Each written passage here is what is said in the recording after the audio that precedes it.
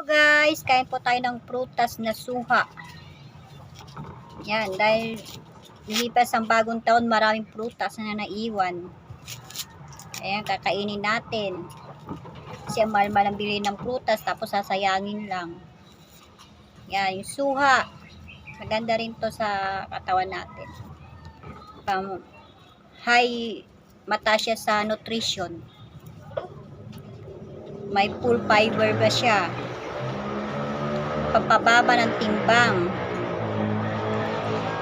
Antioxidant. Maganda sa puso. Anti-aging. Yan. Ano ba? Paano ba to?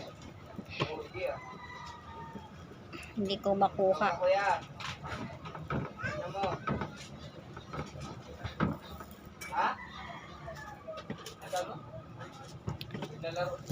Ayan. Ito.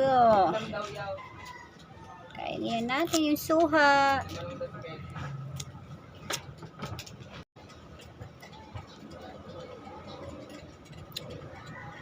Medyo maasim.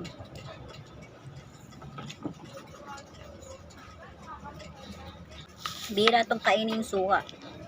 Kasi medyo maasim, medyo mapait.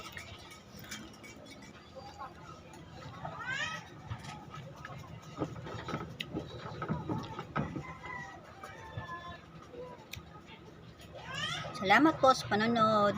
Bye po.